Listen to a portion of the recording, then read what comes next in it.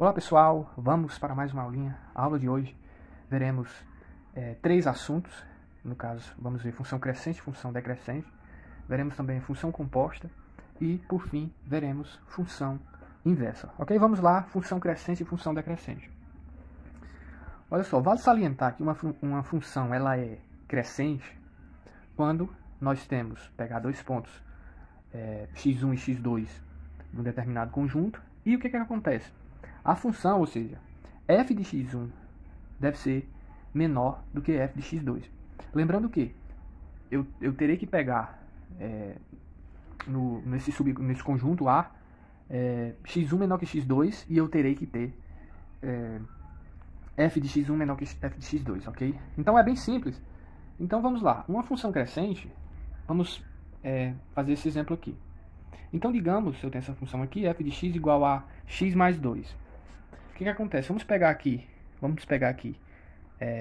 x1, digamos que eu pego 0, ok? E x2 eu pego 1. Lembrando que x1 deve ser menor do que x2. Nós teremos que ter o que? F de x1 menor do que f de x2. Então, se a gente faz f de 0, né, que é x1, teremos 2. Se fizermos x2, que é 1, teremos o quê? 1 mais 2, 3. Então, f de 1 é 3. Perceba, x1 menor do que x2, eu obtive f de x1 menor do que f de x2. Ok? Então, essa é a característica de uma função crescente. Se a gente pegar pontos, no caso aqui um menor que o outro, terei que obter na função esses valores também menores. Ok? Então a definição é a seguinte: uma função y igual a f de x é crescente num conjunto A, se somente se para quaisquer x1 e x2 pertencentes ao conjunto A, com x1 menor que x2, é importante frisar isso, tivermos f de x1 menor do que f de x2, ok? Ora, esse gráfico aqui, fazer aqui bem pequenininho, é uma reta, que é o quê? Vai cortar no 2, uma reta crescente, coeficiente angular aqui 1, é uma reta que vai cortar no 2, e aqui vai ser no menos 2, né? Então perceba, vai ser mais ou menos assim, ó, essa reta. E aí o que é que vai acontecer? Vai acontecer o seguinte: para você definir se uma função é crescente ou não, você tem que observar. Para cada valor do meu domínio, vou aumentando meu domínio, o que está acontecendo com a minha imagem? Ou seja, para os meus valores de y, está aumentando. Então, portanto, é uma função crescente, ok? Função decrescente é bem análogo, certo? Só o que vai acontecer? Nós vamos ter o seguinte: agora teremos o seguinte detalhe. Uma função y igual a f de x é decrescente num conjunto A, se e somente se para quaisquer x1 e x2 pertencentes ao conjunto A, com x1 menor que x2, tivermos f de x1 maior. Perceba que aqui é maior do que f de x2. Certo? Vamos construir esse gráfico aqui. Vamos igualar a 0 para a gente determinar aqui a raiz. Então vai ficar, implica, menos 2x igual a menos 3. Isso aqui é a mesma coisa que ser 2x igual a 3. Implica dizer que x é igual a 3 meios positivos, ok? Então é uma reta, olha só, é uma reta decrescente, o coeficiente angular aqui negativo, então é assim, que vai cortar no 3 meios, ok? Então aqui é 3 meios. Olha só, para cada valor, então perceba que é o 0, né?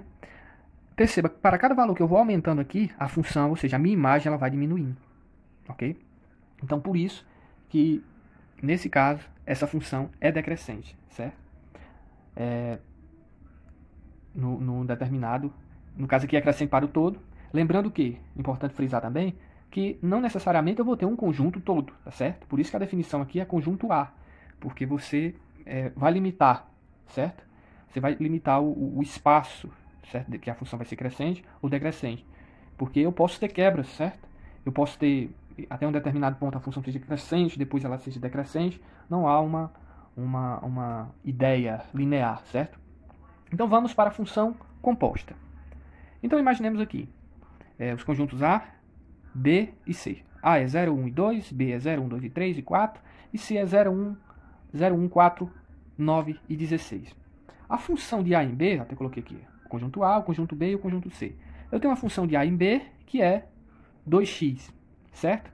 Se a gente substituir os valores, f de 0 vai ser 0 e aqui só fiz só as correspondências, certo? 1 vai ser 2 e 2 vai ser 4 através dessa função.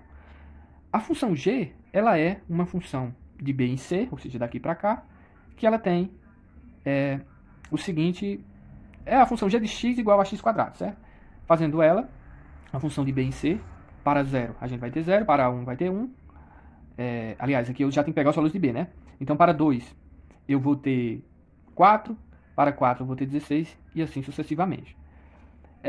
Então, o que é que podemos fazer? Se eu tenho uma função de A em B e uma função de B em C, eu posso ter uma função composta, ou seja, uma função que já vai direto para o meu C, certo? Então, essa é a lógica. O símbolo eu posso denotar dessa forma, né?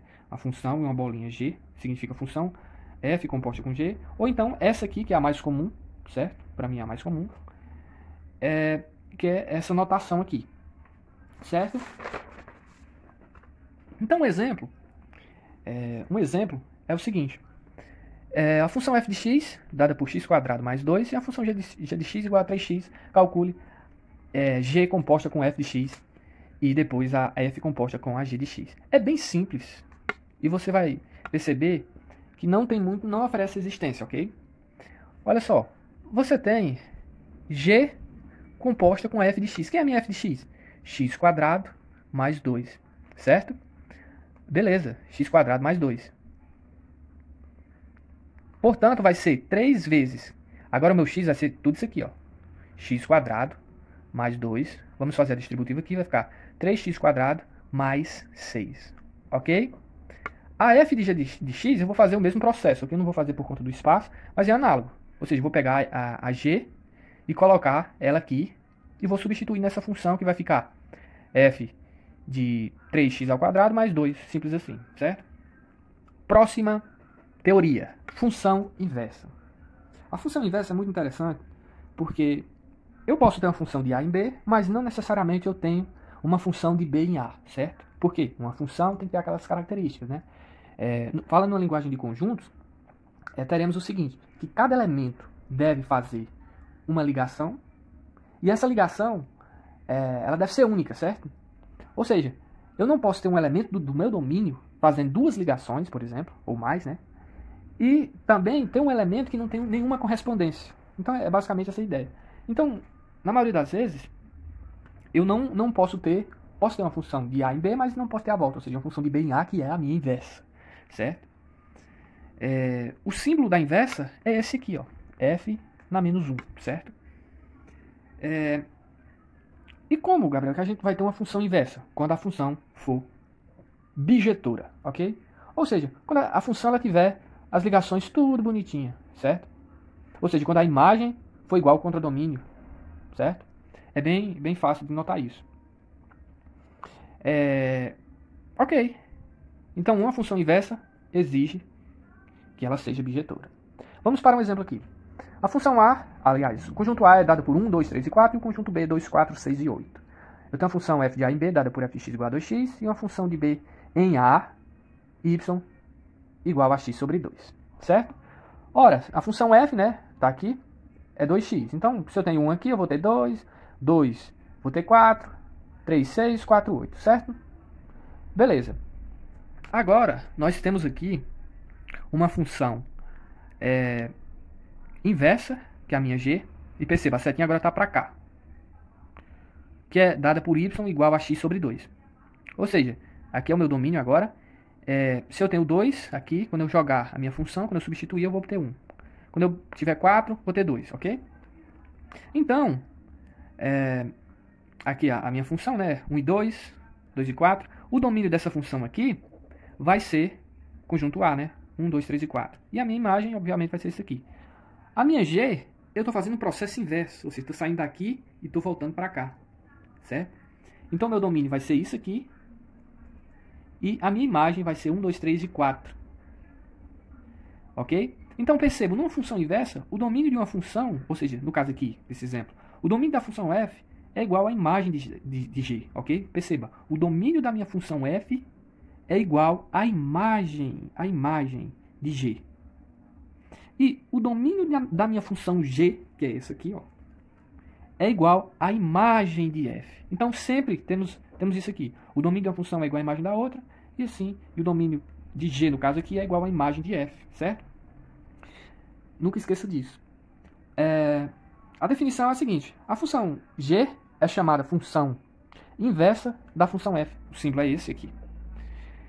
Beleza, vale salientar o seguinte. Eu não sei nem se eu coloquei agora. Não. Vale salientar o seguinte. Ah, Gabriel, então tem alguma relação gráfica que a gente possa observar? Tem.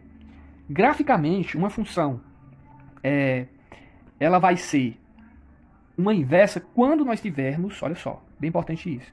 Você pode facilitar e andar, digamos assim, facilitar seu percurso, certo? Então imaginemos aqui um gráfico e o que é que vai acontecer? Aqui a bissetriz dos quadrantes ímpares, no caso aqui é o primeiro quadrante e aqui é o terceiro quadrante, certo? Então o gráfico ele vai ser simétrico em relação à bissetriz dos quadrantes ímpares. Ponto final. Então se um determinado gráfico for isso aqui, por exemplo, é só a gente projetar e fazer a simetria aqui do outro lado. Ou seja, se aqui eu tenho f, aqui eu vou ter a minha inversa. Bem simples, certo? Em relação à bissetriz dos quadrantes ímpares. A função g, já li isso aqui. E agora, Gabriel, qual é o processo algébrico para a gente ter a inversa? É bem simples. Então aqui nós temos essa função e queremos a inversa dela. Nós temos essa função y igual a x mais 2. Ora, como que eu vou fazer o processo inverso dessa função? Qual vai ser a minha função? A minha função, ela vai ser, eu simplesmente vou trocar as variáveis x por y. Ou seja, onde tem y eu vou colocar x e onde tem x eu vou colocar y. Simples assim. Então aqui tem y, vai ficar x, e aqui tem x, eu vou colocar y. Certo? Então, eu vou isolar o y. E a partir quando eu isolar, esse meu novo y vai ser a inversa. Então, aqui, no caso, ficará y igual a x menos 2. Então, essa é a minha inversa, Gabriel? Sim, essa é a minha inversa da minha função inicial, certo? Bem simples. Agora, vamos trabalhar um exemplo que às vezes é fácil você isolar e às vezes não digo mais difícil, mas você tem que aplicar uns elementos básicos, distributiva, certo? Então vamos fazer um próximo exemplo que a gente possa entender isso. Essa questão aqui da FCC de São Paulo diz o seguinte: a função inversa da função f de x igual a 2x menos 1 e x mais 3 é bem simples, né? Eu vou seguir a linha de raciocínio, que é o seguinte: eu vou trocar as variáveis, então vai ficar x igual a 2y menos 1 dividido por y mais 3. E aí, eu vou passar isso aqui multiplicando, então vai ficar x que multiplica y mais 3 igual a 2y menos 1. E aqui não tem jeito, vamos fazer distributivo. Então vai ficar xy mais 3x, que é igual a 2y menos 1, certo? E agora, vou passar tudo que tem y para um lado e tudo que tem x para o outro. Então aqui vai ficar xy menos 2y igual, já tem um menos 1 aqui, passei para cá, trocou o sinal, menos 3x. Aqui eu vou colocar em evidência o y, quero isolar o y, então tem que dar um jeito aqui. Y, aqui vai ficar x menos 2, que é igual a menos 1 menos 3x. Simples. Tá, multiplicando, passa dividindo. Então vai ficar y igual a menos 1. Aqui não tem menos, viu? Vou colocar um mais aqui. Menos 1 menos 3x dividido por x menos 2. E agora, Gabriel? Pronto. Essa é a minha inversa. Claro, essa é uma questão de alternativas. Então, provavelmente não viria desse modo aqui, com menos aqui, certo? Mas você pode multiplicar aqui por menos 1 e por menos 1 e trocar e mudar algumas coisinhas aqui, certo? Então, é isso que eu vou fazer agora. Aqui, se a gente multiplicar por menos 1, fazer bem básico, né? E por menos 1, o que vai acontecer? Vai ficar tudo positivo, então vai ficar 3x mais 1 dividido por... Aqui o x vai ficar negativo e o que está negativo vai ficar positivo, 2, né? Então vai ficar 2 menos x. Então essa é a minha inversa, Gabriel? Sim. Então é essa teoria bem legal de função crescente, função decrescente, função composta e função inversa que vimos hoje. E é bastante interessante, que é um assunto que ele vai ser recorrente, principalmente em questões de vestibulares, certo?